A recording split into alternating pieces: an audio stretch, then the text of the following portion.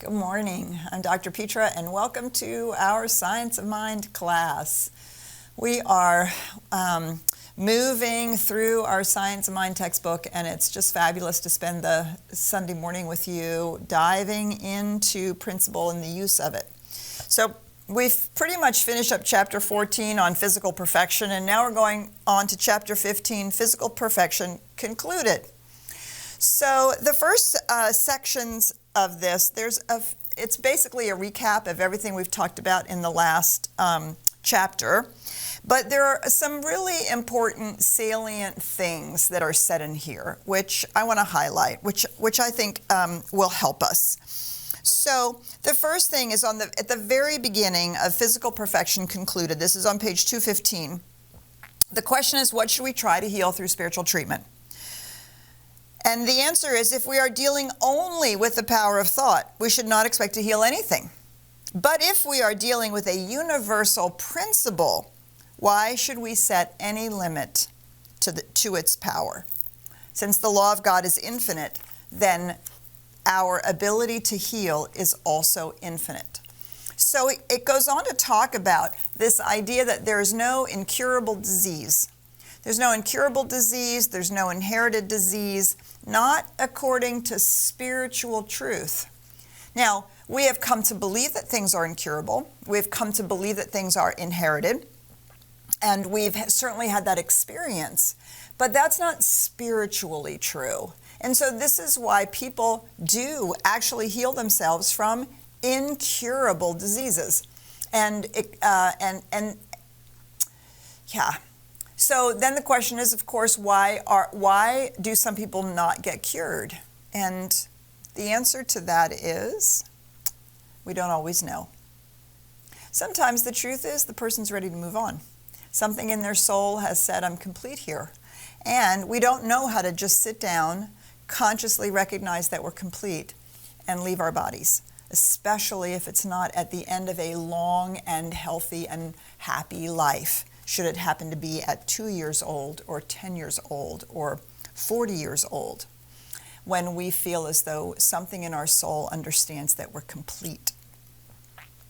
Also, sometimes the belief in the incurable nature of the disease is just stronger than the spiritual work that we're doing to heal that consciousness.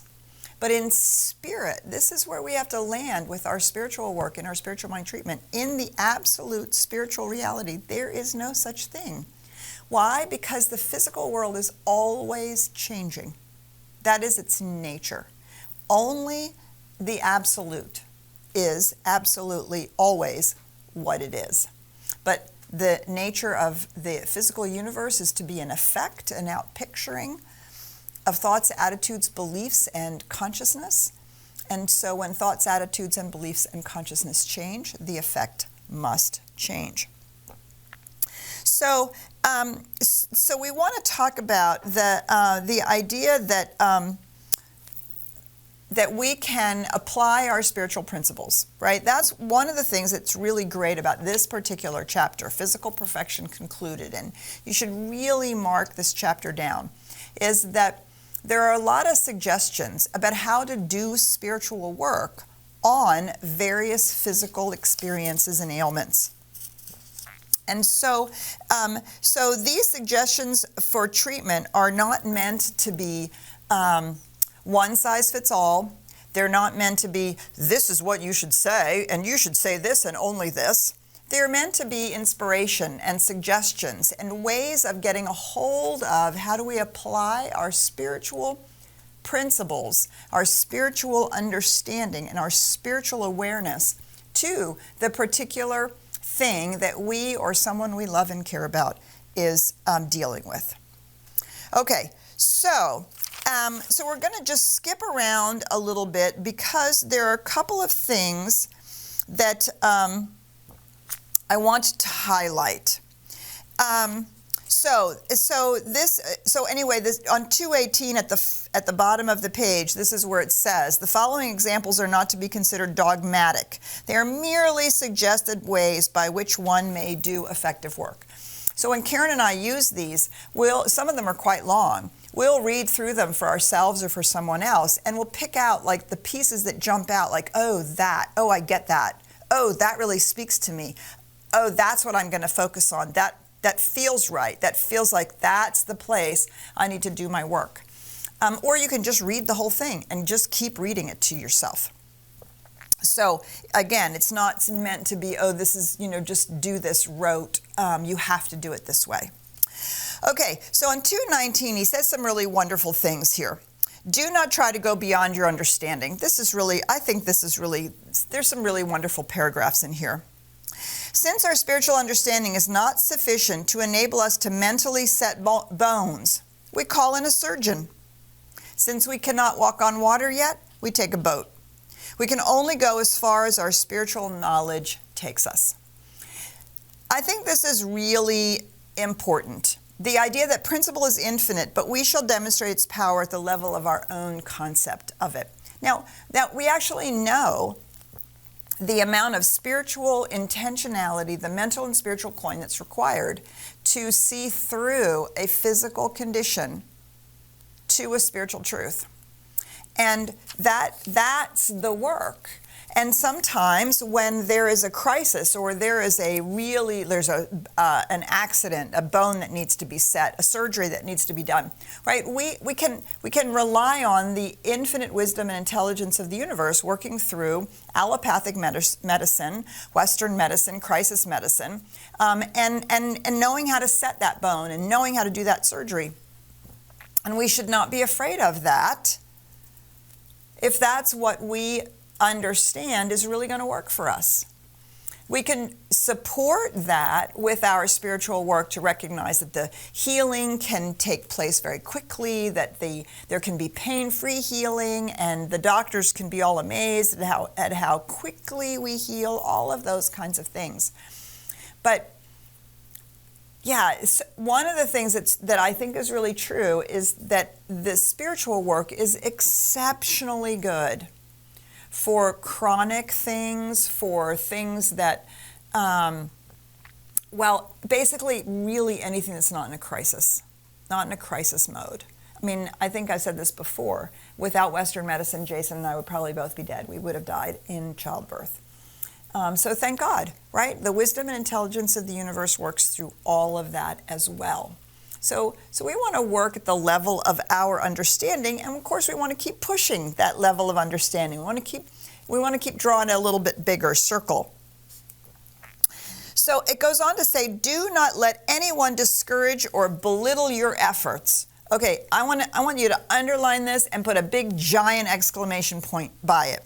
Do not let anyone discourage or belittle your efforts by asking, well, why don't you walk on water? Jesus did. Do not be sidetracked by any of these futile suggestions, these mental obstructions which an unbeliever would seek to throw in your path. If we had the understanding which Jesus had, we would be able to walk on water. I am not at all confused by the fact that we do not do this today.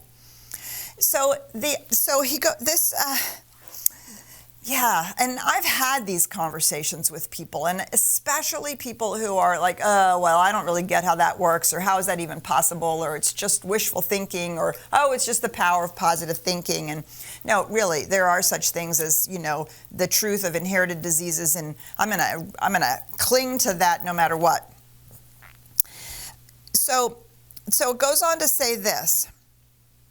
If we spend our entire time trying to find out why it does not work, we shall never find out how and why it does work. Arguing is often a waste of time. So whether we're arguing with somebody else or with ourselves, what we don't want to keep focusing on is, well, what if it doesn't work? Well, what if this happens? Will it work then? Well, why didn't it work then? Well, why can't you walk on water? Why can't you just set a bone? Why haven't you just healed that? Why haven't you just, right? All of those kinds of things are the way in which we focus on the fact that it's not working. And of course, the more we focus on it, what does the universe do but say, yes, the law says, well, you're right, it doesn't work. And continues to produce results of it not working. And so our job is to spend our entire time looking at how and why it does work. when we can use it, how we do use it, and to find, really truthfully, find inspiring ways, stories of people who have used it in their own lives. And some of them are quite extraordinarily remarkable. People have cured themselves of brain tumors and broken backs and incurable diseases and germs and all kinds of things that, I mean, there are countless documented stories that of people who have used the spiritual tools to come out on the other side whole, perfect, and complete, which is actually being in alignment with the truth of who each one of us is. So we want to spend our time finding out how and why it works, and not all the time arguing with ourselves or someone else. You know, it's that prove it to me thing, right? And yeah, this is, I think sometimes this is probably the hardest part of the science of mind. You know, we often want to say, well, I'll believe it when I see it, right? I'll believe it when I see it, especially when we're talking to, you know, our partners or people around us, and we say, well, I'll believe you'll keep your word when I see you keeping your word, or I'll believe it when I see it. Well, I'll believe the manifestation is possible when I actually see the manifestation. And of course, yeah, in the science of mind, in our spiritual work, it is precisely the reverse. We see it because we've believed it. We see it because we've done the work in consciousness. We've done the work in consciousness to really seek to see and believe and know the spiritual truth about something. And then we actually expect it to manifest. And then we will, in fact, see it. I also want to say, I think this is sometimes why it's really, really great when it's a physical thing. It can be really great to have other people do treatment. I notice for myself, if I'm having pain, especially if I'm having pain and I do spiritual work, then what happens is I do my spiritual work, I feel really great, and then all of a sudden I'm like, is it still there? Does it still hurt? Am I still in pain? Did I get better? And of course, instantly, what am I doing? Focusing on the pain, and I'm calling it right back into existence. And I have done this so many times, it just annoys me greatly. I keep working on not doing that, right? I do my spiritual work, I do my spiritual treatment, I know that it's fine, and then I move on. But sometimes that's challenging. And so this is one of the really powerful times to have someone else do treatment, because they're not actually experiencing the pain.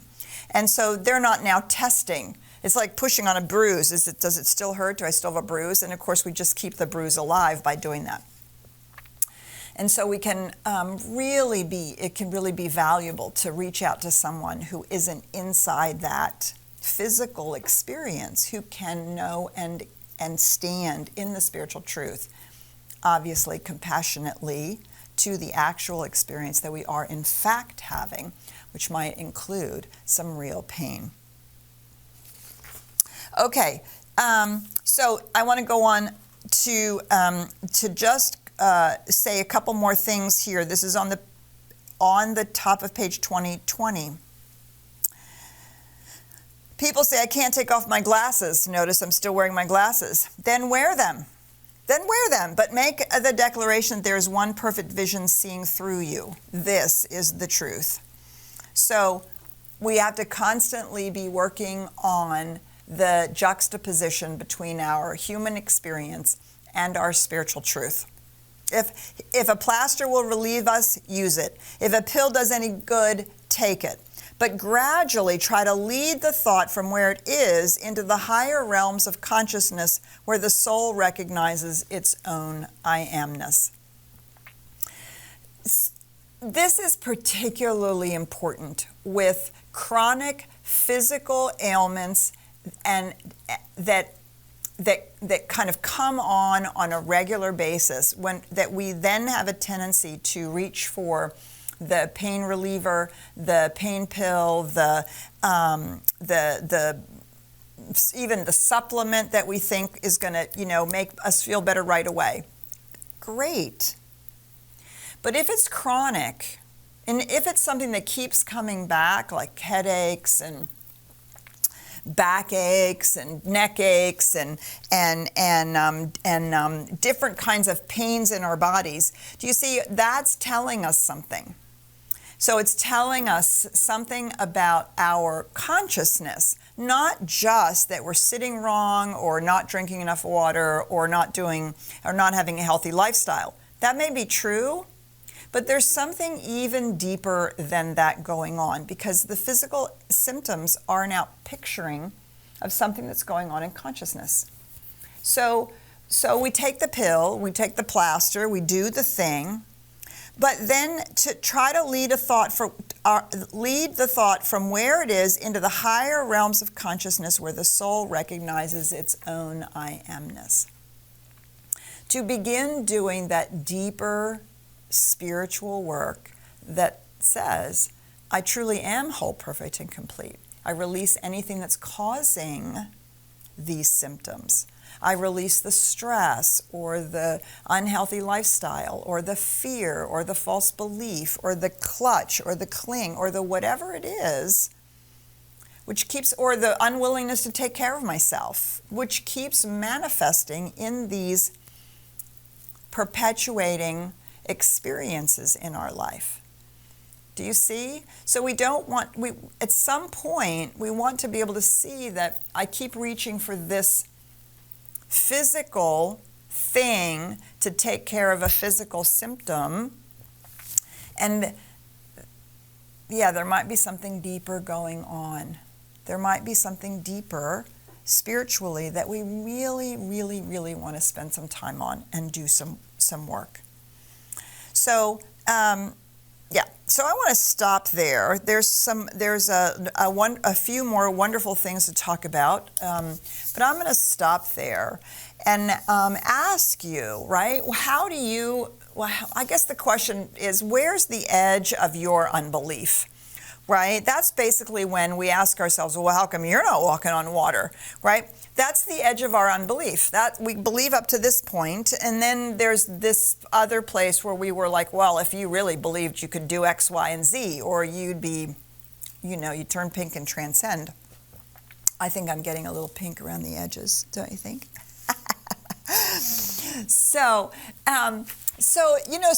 What is that? And where do you find yourself questioning your own abilities or your own spiritual truth? And how do you work with that within yourself when you find yourself looking for all the ways that it's not working or that it doesn't work instead of the ways that it does work? And how can we apply that? And of course, if we can apply it physically to our physical healing, we can apply it to every other area of our life as well. And so any other comments or questions about what we've talked about so far? We're going to take an opportunity to stop. We're going to turn to Ryan, and he's going to tell us how to engage. Please do talk to us. So Ryan, good morning. Good morning, Petra, and thank you for everybody who's joining us today. And I do want to acknowledge that there was a little incident this morning with the audio. If you guys couldn't tell, I had great audio leading into it, and then as soon as I hit live, it cut out. So I got it up and running shortly, but you guys might have missed the first part. So Yay, we Ryan. are on chapter 15, as I posted in there as well. So we want to hear your guys' thoughts and experiences. What's your edge of belief? And you can do so by hitting the raise your hand icon inside or located down below on the bottom of your screen if you're here with us in Zoom. If you're joining us on Facebook Live, please feel free to put your comments in the comment field. Questions, comments, your experiences, and I can read them out loud. I do want to mention to everybody that's here with us, I do keep the comments anonymous just so that way you guys are free and open to share your experiences. So let's open it up. We'd love to hear from you. Let's see if we've got any questions or comments for you right now as folks are getting to raise their hands. And so looking here in Facebook, and one of the things that it says is, so is this a placebo effect for the mind? Are we taking this mental pill of telling ourselves everything's okay and therefore it becomes okay? That is a great question. And to a certain extent, I believe that's actually true. Isn't that great? Right? We know that the placebo effect works. Now, on a purely psychological, neuroscientific point of view, yes, what we're doing is we are rewriting the synaptic patterns in our brain. We're rerouting the neurons, and we're saying we are giving ourselves the belief that if we take this pill, we'll be healed. If I do this spiritual mind treatment, I'll be healed. That's what we call mental treatment.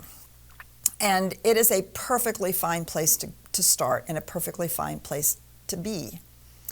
At some point, we begin to recognize that there's actually something more going on. And that is the reason the placebo effect works is because there's a universal principle called the law of cause and effect. And when we put a new cause in motion, a new belief, then a new outpicturing has to happen. And the more that we align that new belief with the spiritual expectation that we are actually whole, perfect, and complete beings, the more effortlessly that begins to outpicture in our lives. And quite frankly, the less specific individual healings we have to do because we expect our life as a whole to be whole, perfect, and complete. So yes, I would say it's the placebo effect on spiritual steroids. It's a great question.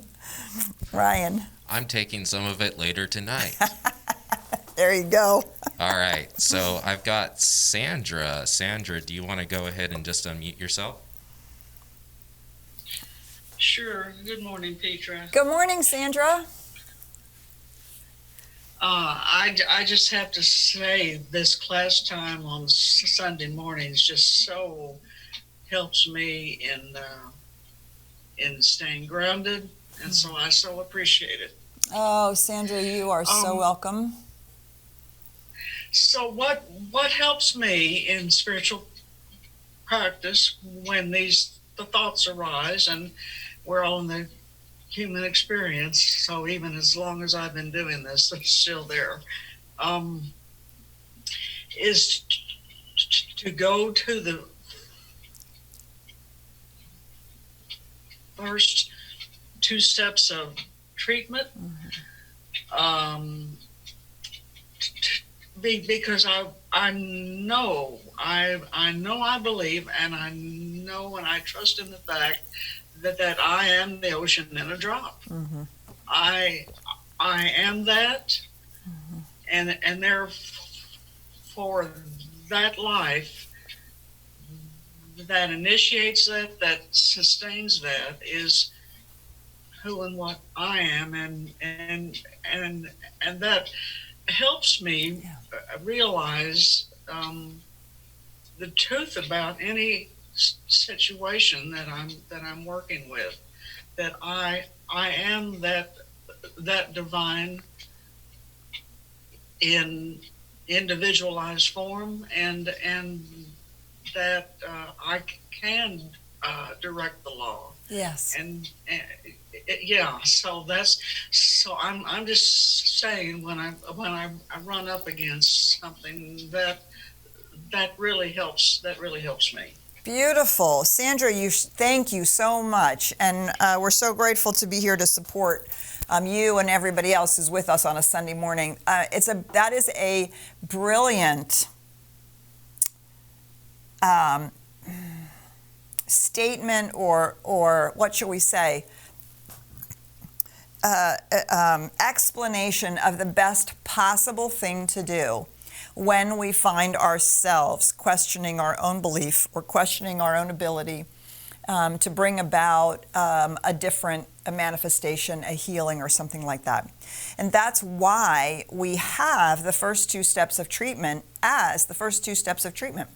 Spiritual mind treatment begins with recognizing that there is something larger going on, that there is a law that we use, that there is a creative power and process in the universe, that it is guided by the impulse of love, which is the impulse of life for more life, for greater expression, for fuller realization of itself. And so and that we are a place where that life is waking up to itself as individualized expressions, where consciousness is going, wow, this is pretty cool. And look, this is how this creative process actually works. And I can begin to consciously recognize that I'm using it. And when we are pushing against the edge of our unbelief, or we find ourselves overwhelmed by the thought of something that is inherited or incurable or too hard or too big or any of those kinds of things, that's precisely where we want to go. It's precisely where we want to go. Take the biggest thought we have of spiritual reality, of the divine, of the infinite reality, absolute reality, and how that's out picturing and how it's becoming creation. Take the biggest thought about that we have, the best thought about that we have, and to keep expanding that and to contemplate it and realize that because we can expand and contemplate it, that's the indication that we're a part of it. Otherwise, we couldn't even imagine it and we couldn't see it. That we're a part of that, and so that means something about us too. And so that was really beautifully stated, Sandra, and thank you for sharing that. So when we say, then we do our spiritual work or do our spiritual practice, it isn't always, I'm going to sit down and meditate, or, I'm going to do a full spiritual mind treatment. There's lots of ways in which we incorporate that, the spiritual work, and that was a beautiful demonstration. So thanks, Sandra, really appreciate it. All right, Ryan. Yes, I really appreciate that as well, too. Okay, so I have Marcy. Do you want to go ahead and unmute yourself? Hey, Marcy. Good morning, good morning. I, too, want to express great gratitude for you and these classes and the spiritual celebration we have afterwards. It's a wonderful, wonderful boost, and it helps me stay grounded, very Thanks, much so. Thanks. And that is part of the deal. I meet the edge for my spiritual belief certainly in between these classes. These classes and the tools that I've been taught over the years help me get grounded again. Lately, I have to use them more and more and more. Seriously, I Don't take we a all? good big chunk out of every single day. Yeah, just getting grounded, just maintaining. So what happens for me is during the week when we're working and we meet people, many people who do not have the same belief systems, and you see tragedy. I'm seeing tragedy. I'm seeing the long lines at the food bank and the war and oh my goodness, I could go on, and just unemployment alone. And I slip into wondering. I know the spiritual wheels grind slowly, but the length of time that one can see results of these. Now, I'm not asking to walk on water. I am asking for relief from pain of others and from myself. And it takes a long time sometimes. And you wonder, what's the law doing? Has it gone to sleep? It's really a painful place to be, and it's hard to be in that same place for long periods of time and hold the belief, no matter how many spiritual tools I use. Yeah, you say something really important, Marcy. Thank you. No, unfortunately, the law is not going to sleep. That's the problem. And the law can only take the direction that it gets. So while many of us are giving it direction that all people everywhere should be treated equally, that all people should have enough food, and all people should be have the appropriate medical care, and all people should have equity. Not everybody is believing that. Some people believe the opposite. Other people don't add a belief, and so worldly wisdom just keeps running. Other people believe, well, they must have deserved it. Other people believe that it will all be fixed in heaven. Other people believe, well, this is just the way it is. It's never going to be any different. You're always going to have the poor, and you're always going to have the unemployed, and you're always going to have tragedies, and so do the best you can with your own life. Do you see all of those beliefs are playing out? And so what we get to see is we get to see the consciousness of humanity. You know how we say when you want to know what you're thinking and you want to know what you believe, look at your own life? You want to know what humanity believes? Look at the world. The law is always working. That's the problem. And the law has no opinion. The law is completely impersonal. It reflects back to us exactly what we think and believe. And so if I believe that the most important thing is for me to make as much money as I can and make sure that that money is protected, if that's my highest value, that is going to play out in the world. And that's going to shape certain things. And so if there's a lot of people who are believing that, and a lot of people who are believing we should be taking care of each other, those two beliefs are simultaneously playing themselves out. And so we can look and see not only the long lines for food bank and long lines at unemployment, we can also read about and see people who are making extraordinary effort to change things, to bring equity, to help those that are in need, right? And so then the question comes for us, that my question is, where am I going to lend my energy? Where am I going to contribute my consciousness? And I refuse to contribute my consciousness to the negative. I don't want to be in the ain't it awful conversation. I don't want to be in the conspiracy conversation. I don't want to be in the conversation about look at what those people are doing. Those are all victim conversations. I want to be in the conversation of, look, there's somebody who's doing something about it. Look, there's some good that's happening. Look at the turnaround that happened there. Look at this, look at what's happening here. And I want to focus all of my energy and attention and add my consciousness to that which I want to see in the world. Now, that doesn't mean that I don't know those other things are happening. We're not in denial or facing a blind or being blind to it. I want to be able to see it, but I don't want to lend any consciousness or energy to it. And this is part of my spiritual discipline. And I'm constantly looking for those things that I can say, see there, somebody's doing something. See there, that's something that's happening that's better. See there's the outpicturing of equity. There's the outpicturing of loving each other. There's the outpicturing of a world that works for everyone. There, even if they're tiny, that's the beginning. And I'm going to lend all of my energy and consciousness to it. Because there's a lot of that going on as well. There's a lot of good in the world going on. And we don't want to lend energy to the fear of what's happening or the inevitability of what's happening or to find ourselves despairing about the suffering. It's not that there's not suffering. Of course there is absolutely, people are experiencing that.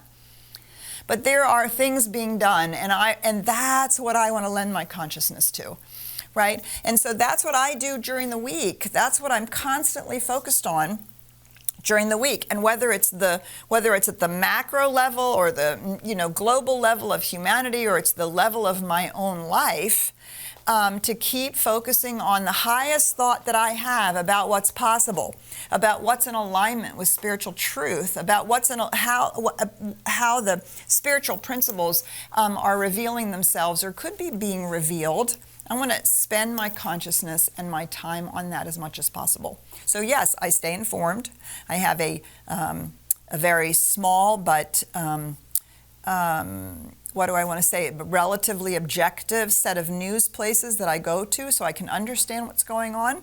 I read some really in-depth articles to help me understand, and then I focus on, where is it already turning around? Where is it already working? Where is it? Where are we seeing? Because this is what happens, right? It happens in our own lives when we have conflicting beliefs. when we have conflicting values.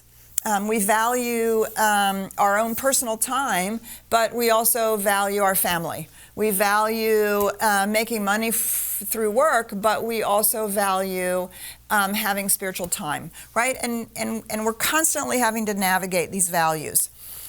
We believe that that life is inherently good. We believe that there's oneness, but we're not sure that we believe that abundance is really possible for us, or health is really possible for us. Do you see? We, in our own consciousness, have these conflicting beliefs. And if we look into our life, we will see these conflicting beliefs being played out. That we'll see it in what's going on. And so what we're seeing in humanity, and quite frankly, I'll tell you the truth, I believe it's all to the good right now. All of this is bringing to the surface that which has been in the consciousness all along. It's always been there. And it has been playing out. It's just been playing out more hidden.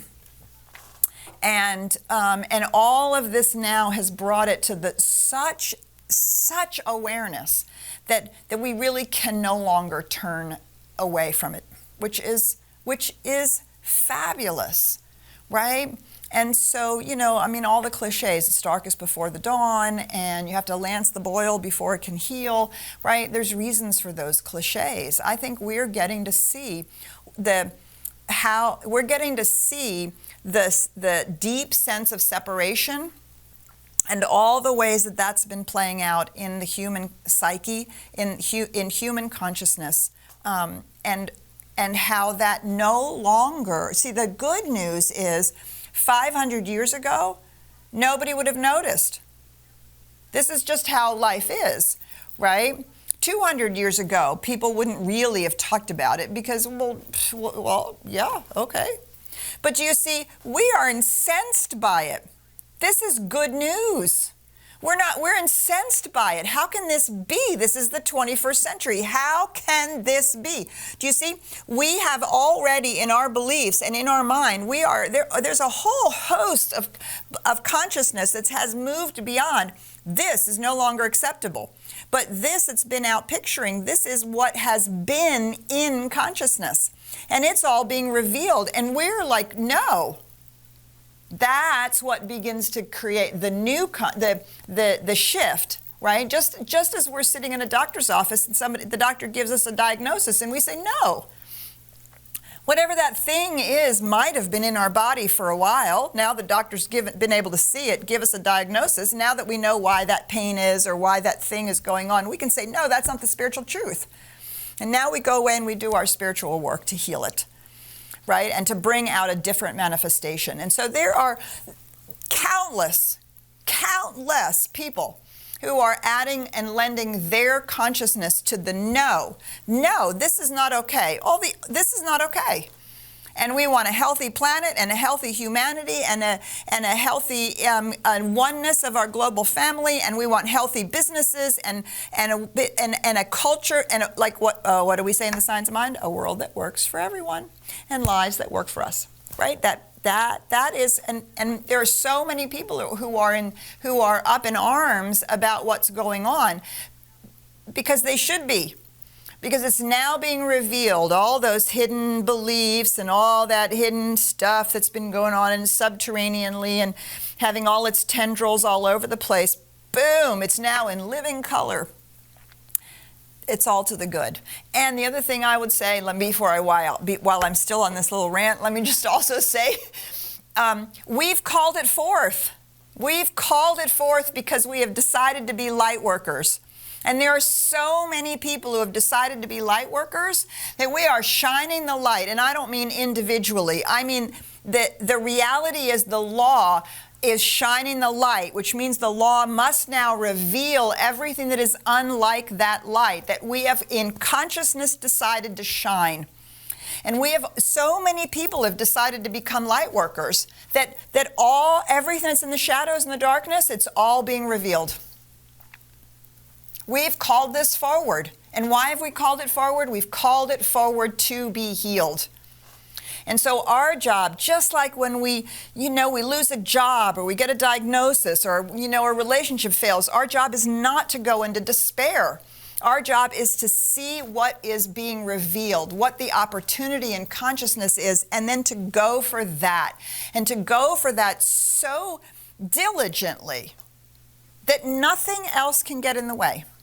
And believe you me, Marcy, I know just how hard that work is. Do not belittle how hard that work is. That's why we call it a practice. That's why it requires discipline, right? And it requires an open heart and a open mind, but also a disciplined heart and a disciplined mind. And sometimes we have to go away and wail for a little bit, and then we come back to our spiritual work.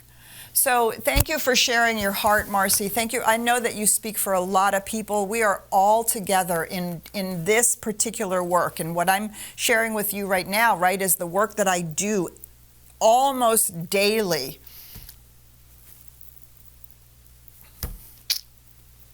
And we have to do it together. We have to do it together. So committed. Because this is why we're here, right? If not us, who? If not now, when? We're called to this time to do this work. Okay, my soapbox. I just got off my soapbox, Ryan, so we'll turn to you. You're making me cry now, too. Richard is bawling over here. You made the cameraman cry. But it's very important, and I'm glad you brought that up. All right, so if you're ready, I wanted to just give you one of the comments that came across that kind of reiterates this as well, too. It says, as a healthcare professional, I appreciate the practicality of this teaching. I do believe and see that all healing begins with belief. Mm-hmm. So he's seeing that in his everyday profession as well too, and I would have to agree. Your mental attitude really helps you start the healing process, no matter what you're dealing with. Yeah, it's really true. Let me just jump in on that too. They've done some amazing studies recently about people who have healed themselves or who have been healed of cancer, gone into remission. And they've looked for, what's the common denominator? Is it DNA? Is it genes? Is it the pharmaceuticals they take? Is it lifestyle? What is it? And there's one factor that they across the board have, and really only one factor, and that is a positive belief in life and the possibility of healing. That is the one common denominator that all those people have. Yeah, and that's what we have to remember. Ryan. Petra. All right, I'm going to go ahead and call Shauna into the room. Shauna, do you want to go ahead and unmute yourself? Hi, Shauna. Good morning, Doctor. So, amen to everything you said. And this year I made a very conscious choice about where I would put my attention. And where I decided I would put my attention was on the people who were choosing to be light workers. And I decided the other stuff was in my circle of concern, that I would live in my circle of control and my circle of influence. And I have had the joy and the honor to walk with many of those light workers. I have chosen to be a light worker, and I've chosen to walk with light workers. And I include you and Reverend Karen in that list. And in March, most of these, like you and Karen, are business leaders. They're running organizations. And in March, April, May, many of them saw, revenue drop 75%. It was a very scary time. And what I saw them do is focus all their love, their abundance, their attention on the health, the safety, the health, the well-being of their people, and the well-being of their stakeholders, and not worry about revenue, not worry about profit, not worry about their own personal success, but worry about the community that they serve. And I have watched them over this year, as I've watched you and Karen, keep your people safe and healthy, keep your people thriving and flourishing. And I'm watching them now at the end of the year, leave the year flourishing, leaving the year better than they started the year, just as you and Karen are doing, right? And nobody's talking about them. Yeah. All the bad actors on the national scale are getting all the attention because that's what it serves. And yet, everywhere around in the world, everywhere in my life, including my circle of friends who are out being in the world, being light workers, right? I grew up with Tricia Cunningham at Texas Instruments. She's the director of the North Texas Food Bank, and she's doing more amazing things there than she even did at TI, and she was amazing there. And so I just am going to continue to put my attention on being a light worker, walking with light workers, and more importantly, helping the light workers blaze more brilliantly. And we are creating transformation right under the feet of all the people that are living in scarcity and fear. And I am absolutely convinced that they need us. Yes. People don't like living in scarcity and fear. They're just stuck there. They don't know how to release it. They need us to lead into the light, and they will follow. I know that deep in my heart, and this too will pass because we'll lead them out of the shadows. And Yay. I just want to say thank you because you're one of them. Well, thank you, And Shauna. You've been our teacher all year, and you've helped us keep our life very powerful and very impactful, and I'm grateful. Thank you. And I'm grateful for your support yes, Shauna's been a huge support to me and to Karen and I. It's really been wonderful. And I think you say something important, right? And this is the danger of news, right? What bleeds leads. Disasters sell. What's horrible, the ain't it awful, is what gets magnified. And so it looks like there's nothing but awful news out there. And there is awful news out there. But there is also lots and lots of amazing things and amazing people that are doing amazing work. So I just want to also talk about, so my son and daughter-in-law are both frontline workers. They are both, my daughter-in-law is a Shore Private EMS company in a county south of Fort Worth. Sometimes they have so many people out with COVID, sometimes she's the only paramedic they have. Her 24-hour shifts are now 36-hour shifts. My son works in an urgent care facility, and they're doing 5 15-minute COVID tests in an hour. Do the math yourself. And he works, his 12-hour shifts are turning into 24-hour shifts. There are people doing heroic work. They care, it matters, right? And so what do? Instead of going into fear about how that is for them, I step up to the plate with childcare for my granddaughter. Karen and I step up to the plate, childcare for our granddaughter, and we hold them in the light. We surround them in the light. We know that they and all the people they work with are protected and safe, that they are out there on the front line. And if this were a war, they'd be in the trenches. And it is my job to see them safe, protected, whole, cared for in every possible way, rather than be afraid. Ain't it awful? Isn't it terrible? Isn't it horrible? Do you see the difference of energetic that we add to what's going on? It's not that I don't know what's going on. It's not that I don't see that they need desperately our support. If they didn't have us and another set of grandparents that were doing the child care that we're doing right now, they could not do this job, and people would be dying. My daughter-in-law, she almost every night that she works, she's driving anywhere from 3 to 6 hours looking for a hospital to take a patient, because the beds are full. what is that, the west side of the Metroplex and out into the rural areas.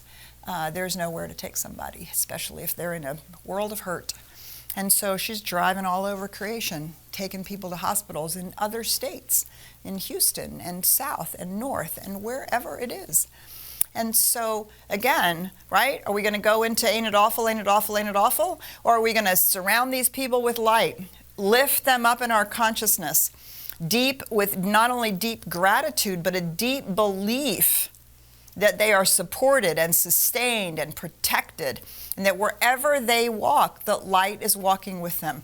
And so then I expand that out. I have very specific people that I love and care about. And then I expand that out, and I think these two people are duplicated millions of times, not only in the United States, but all over the world. And I spread that light, and I imagine holding all of those people in the same light and lifting them up. I want to add the lift in consciousness as opposed to the ain't it awful and the despair. And yeah, it's a practice. It's a spiritual practice. It's a practice that we walk every day. All right, Ryan, let's see. Do we have any last comment or thought before we close? Well, no, but I wanted to bring this up. It's a very important announcement to all the viewers that are out here. So starting on December 27th, we are not going to have a Zoom meeting and a live broadcast, but we have something very special for you for the holidays. We're going to have a special Science of Mind class broadcasted on our Facebook page. So please come and join us. And then January 3rd, we'll actually be resuming back our live stream here on both Zoom and Facebook. Yeah, so let's be clear. It's just for that one Sunday that we're going to bring you a best of Science of Mind class. Yes, me and Reverend Patty are going to the Bahamas, and so we need our time. Uh-oh, don't tell Carl. Yeah, Carl doesn't know anything about it.